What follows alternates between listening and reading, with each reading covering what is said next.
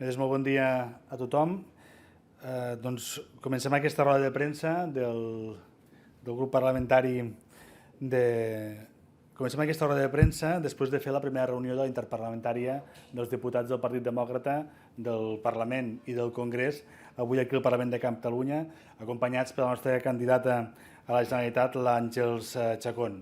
Aquesta interparlamentària consisteix per donar una dinàmica de coordinació parlamentària entre els dos grups en les dues diferents cambres per tal de fixar, posició coordinada, consensuada i planificada i estratègica també amb el que és tota la nova operativa del Partit Demòcrata en aquest nou context polític.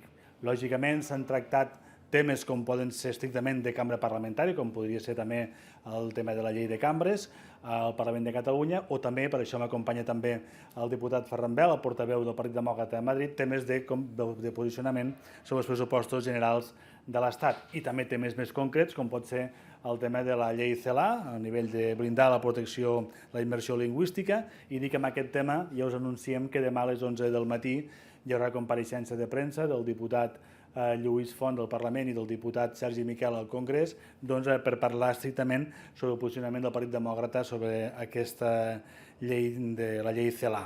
També, lògicament, i aquí també ho volem dir, també ho hem comentat, avui, com ja sabeu, comença tot el tema del suplicatori del president Puigdemont i, lògicament, des del partit i els diferents diputats compartim l'anàlisi del president Puigdemont en el que és una persecució política.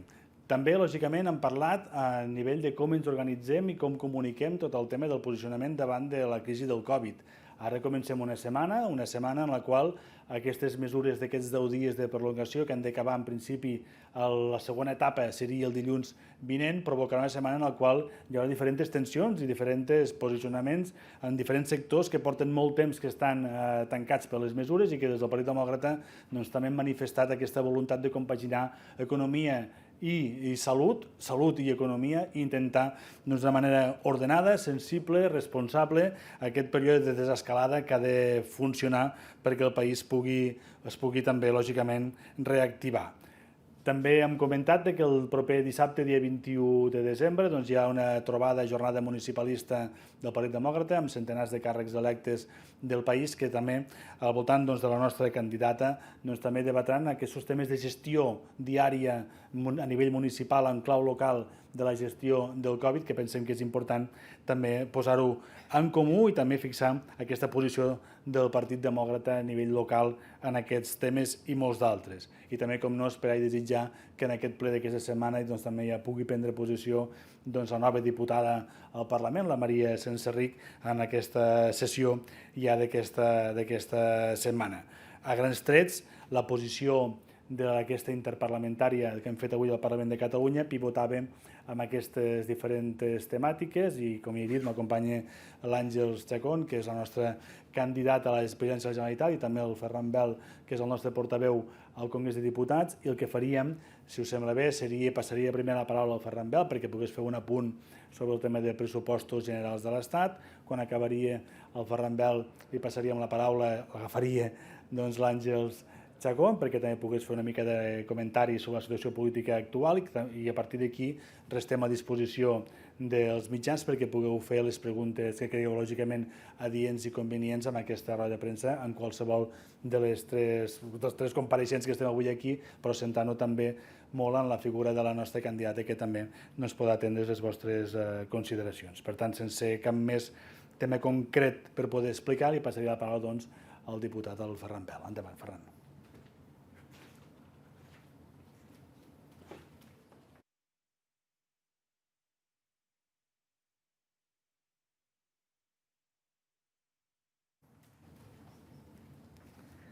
Moltíssimes gràcies. Gràcies, Marc. No, breument, en tot cas, ficar-vos en context, els pressupostos generals de l'Estat la setmana passada van finalitzar el que eren les esmenes a la totalitat. Nosaltres, des del Partit Demòcrata, ja havíem aprovat a l'executiva que no presentaríem esmenes a la totalitat i que votaríem en contra de les esmenes a la totalitat, essencialment pels motius que en aquell moment vam dir. Si aquests pressupostos no tenien continuïtat almenys no se'ls donava una oportunitat per a ser negociats, continuaven els pressupostos del ministre Montoro, que objectivament ja van votar en contra i que són pitjors que els que presentem ara. Això no vol dir que nosaltres donéssim recolzament en aquests pressupostos, perquè el context és un altre, i a la vegada per a que se donés aquesta oportunitat de poder participar, de poder presentar esmenes. Aquestes són les esmenes que presentarem demà i, per tant, nosaltres no les explicarem ara, però sí que us ficaré en context, el mateix que he fet a l'executiva, de per quines línies aniran les nostres esmenes, més enllà d'enunciar o d'explicar cada una de les desenes o centenars d'esmenes que es poden presentar. Les esmenes que nosaltres presentem, aquestes esmenes parcials, s'emmarquen en un àmbit d'intentar arribar a un acord en l'àmbit pressupostari, però que és un acord que a ningú se li escapa, que és també obrir un diàleg que no ha hagut ara per part del govern espanyol respecte als plantejaments que es feien des de Catalunya o alguns plantejaments que es feien des de Catalunya. No us explicaré res del que són els fons europeus. Evidentment que conjuntament en aquest pressupost el paper dels fons europeus són fonamentals i com s'acabaran distribuint aquests fons europeus també són molt importants, malgrat no té un reflex directe, avui per avui, amb el pressupost. Estan incorporats al pressupost, però no centrem les nostres esmenes si la negociació en relació als fons europeus. Les esmenes aniran essencialment amb 5 línies. Esmenes per a concentrar o millorar el que nosaltres anomenem la inversió en el present, és a dir, com fer front en aquesta situació de crisi. Hi ha algunes mesures que nosaltres portem reclamant i ja s'han anunciat que es prendran. Per exemple, el que va anunciar la ministra aquest cap de setmana dient que els préstecs dels fons ICO s'havien d'allargar un any el seu termini i un any la seva carència, era una de les reivindicacions que havien fet. Si s'aprova aquest dimarts, perfecte, estarem contents, però en tot cas aquesta també era una de les reivindicacions, una de moltes. Per tant, s'han de prendre mesures per a que la gent que està passant-ho malament perquè la seva activitat econòmica s'ha vist tancada, restringida, els pressupostos donen resposta a aquesta situació, si no ho fan abans, un Real Decret que nosaltres estem demandant.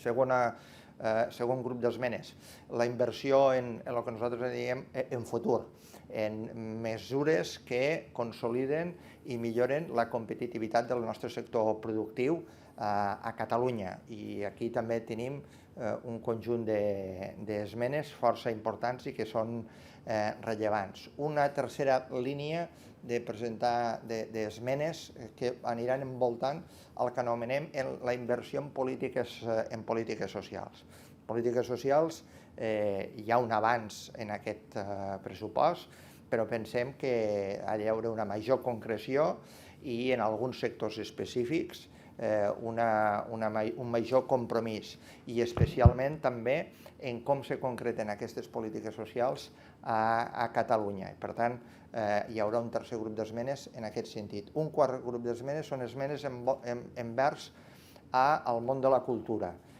I aquí pensem que també hi ha marge de maniobra important al pressupost i per això implementarem un conjunt d'esmenes al respecte. Algunes en quant a inversions directes, algunes en més projecció de futur a mig i llarg termini. I finalment tot un conjunt d'esmenes que aniran encaminades a millorar i reforçar l'autogovern. L'autogovern per a nosaltres és una prioritat, no és un tema menor. L'autogovern és el que ens ha permès arribar fins aquí i l'hem de no solament prestigiar, sinó que se l'ha de reforçar i se l'ha de millorar. I la nostra posició a les càmeres parlamentàries, però especialment al Congrés dels Diputats, ha de ser treballar per a també millorar aquest autogovern. No renunciar als objectius que nosaltres tenim, que aquest país sigui un país independent. Això no té res que veure en que és absolutament compatible i segurament assolirem abans el projecte que el país sigui independent quan més reforçat i més ferm i robust tinguéssim l'autogovern. I, per tant, també presentarem esmenes en aquest sentit. Per tant, jo tampoc ara no ho faré més llarg, simplement després també restaré a la vostra disposició si hi ha algun aclariment.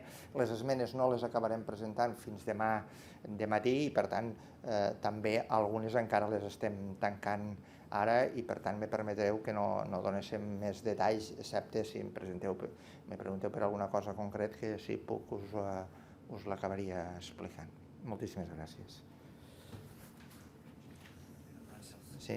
I ara pren la paraula l'Àngels Chacón, la candidata al Partit Demòcrata i exconsellera d'Empresa.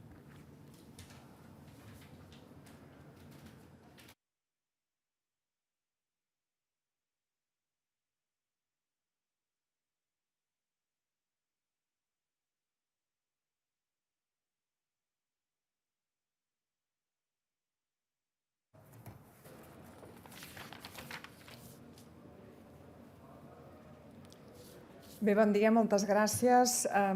Situem aquesta compareixença al voltant de 3 eixos. El primer és, evidentment, com hem denunciat sempre en el context de repressió que estem encara patint i d'aquí comentava el company Marc Solsona d'aquesta total solidaritat amb el posicionament del president Carles Puigdemont. També en un context, segon dels eixos, de situació molt crítica derivada del Covid, una situació d'emergència sanitària, social i econòmica i, evidentment, en un context electoral, a ningú se li escapa.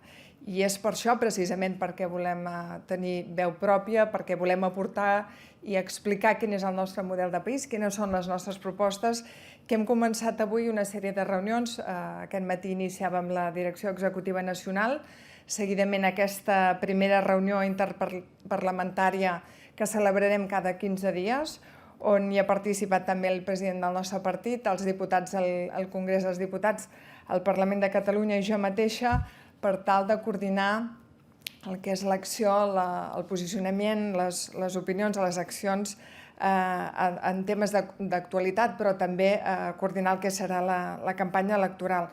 S'ha exposat, hem tractat temes d'actualitat, com pugui ser la llei de cambres, també tot el tema vinculat a pressupostos, i, evidentment, n'anirem donant detalls. S'ha explicat també, serà demà en una roda de premsa que se celebrarà, la portaran el diputat Sergi Miquel i el diputat Lluís Font, sobre el nostre posicionament en aquesta llei d'ensenyament, i ho enllacem, com els deia, en aquest context també electoral, en el qual el que fem és estar recollint quines són les peticions, les demandes a nivell territorial, i d'aquí que és de vital importància la trobada municipalista que es farà aquest proper dissabte, dia 21.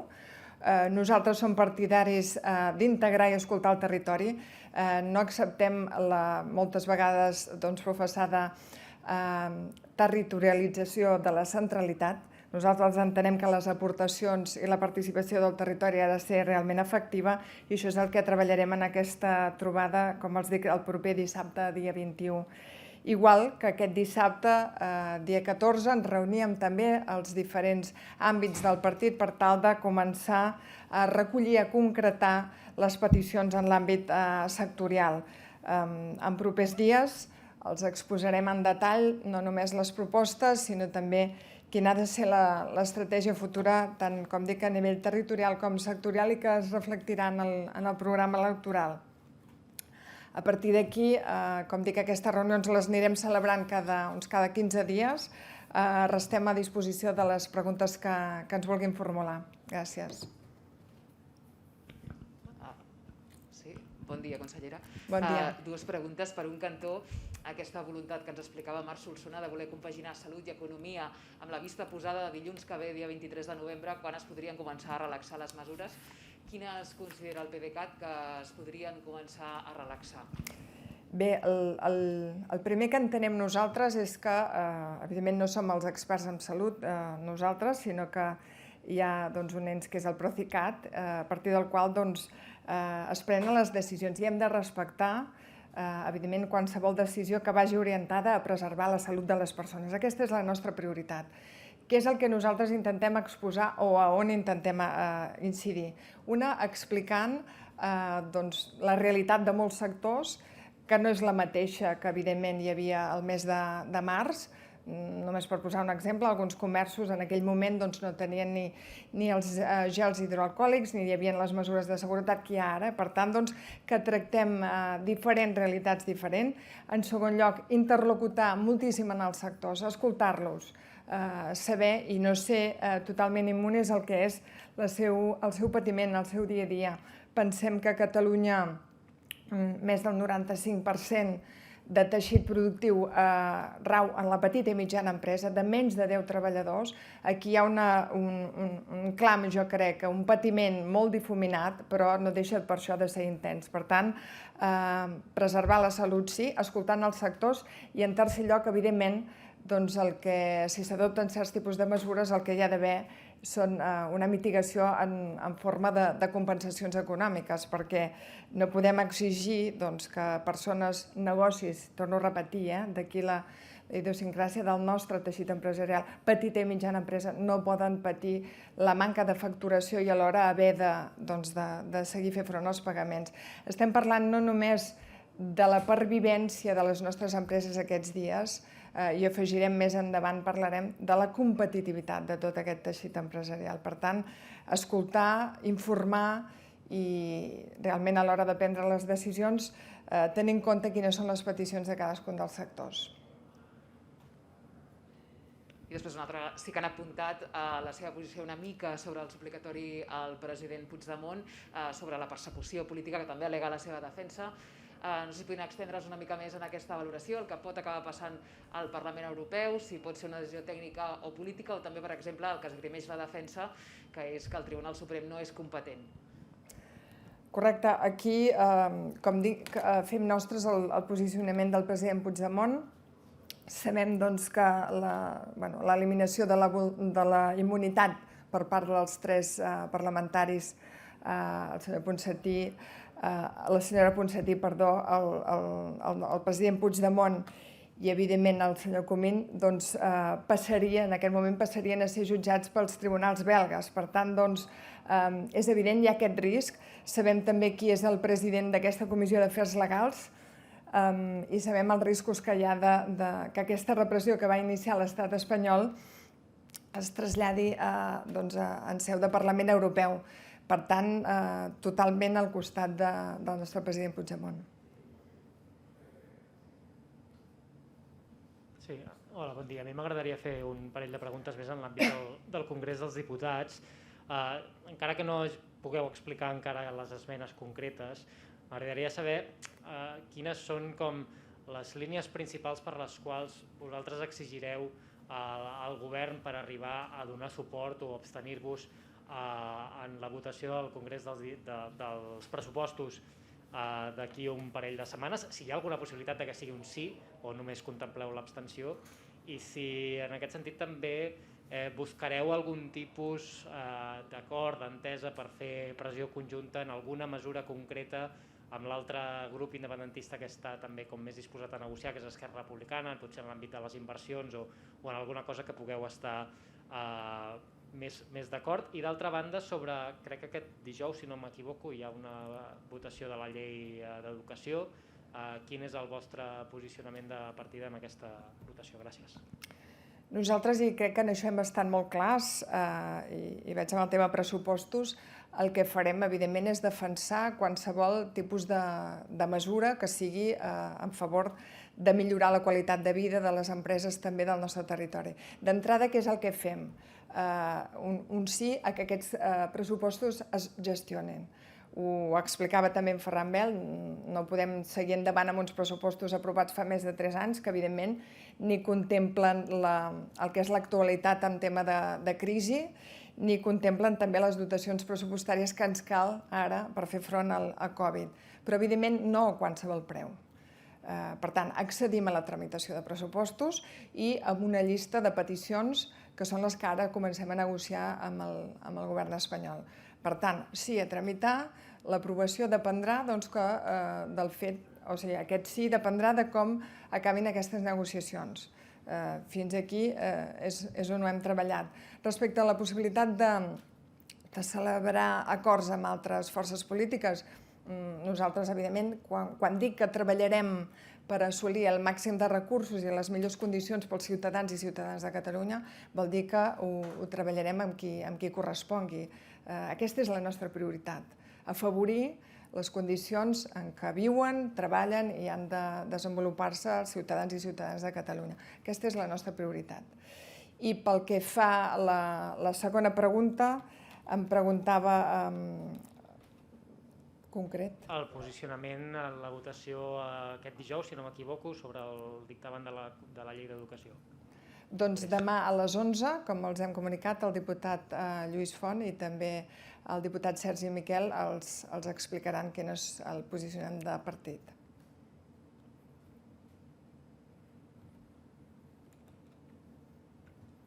Hi ha un candidat, hi ha preguntes que s'estan escrivint, hi ha un delay de 10 segons entre la gent que ho està seguint telemàticament i vaig veient que van escrivint. Allà igual. No.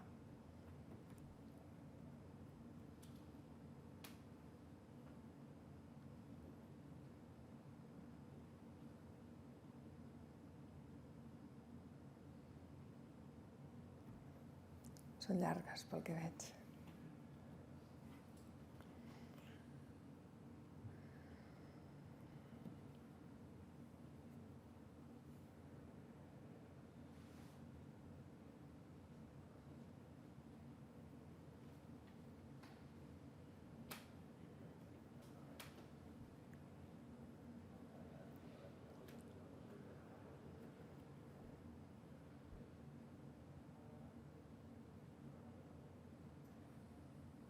Candidata, en Roger Mateus de l'agència EFE, és una pregunta per en Ferran Bel. Aquesta, en concret, és si podria concretar quina o quines seran les esmenes dels partits als pressupostos generals pensades per reforçar l'autogovern o en quina línia serien? Vols fer o...? Si és per tu, contesta tu. No cal que treguis la màscara. Sí, en tot cas, sí. Demà les presentarem totes, algunes encara estan sent tancades, però és obvi que són esmenes per les quals el govern de la Generalitat ha de tindre més capacitat en desenvolupar algunes competències o ha de tindre més recursos per a desenvolupar les competències que ara té. I això va una mica amb la línia també de les preguntes anteriors. És a dir, nosaltres aquí no voldríem tindre només el recolzament d'Esquerra Republicana, com Esquerra Republicana tindrà des del Partit Demòcrata per a algunes esmenes, sinó que espero que també els diputats dels Comuns i els diputats del PSC també ens facin força i recolzament. És obvi que algunes d'aquestes esmenes segurament que podran coincidir amb Esquerra Republicana. Tant de bo entre les dues formacions polítiques ne tinguéssim prou, però jo aquí també espero el recolzament dels diputats dels Comuns i els diputats del PSC.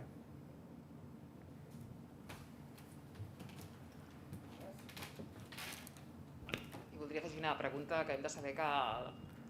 Sé que un partit, no sé si per opinar sobre Junts, que hi haurà 3 candidats a les primàries de Junts, Laura Borràs, Damià Calvet i Jordi Farrés.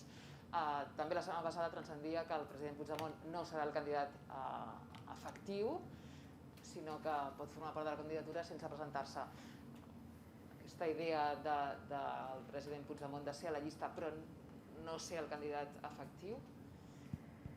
No ens correspon a nosaltres valorar quin és el procés intern de decisió que té Junts per Catalunya. En tot cas, el que ens correspon a nosaltres és reafirmar-nos en que som un partit que vol tenir veu pròpia, que té un model propi de país i que hem tramitat, hem fet tot el procediment intern de participació dels associats i associades, no només en la recollida d'avals, Recordem que es demanava més de 1.000 avals per tal que un candidat pogués presentar-se a primàries i, evidentment, després la corresponent elecció. Per tant, nosaltres satisfets amb el nostre procediment democràtic i a partir d'aquí cada partit és ben lliure de fer el que cregui.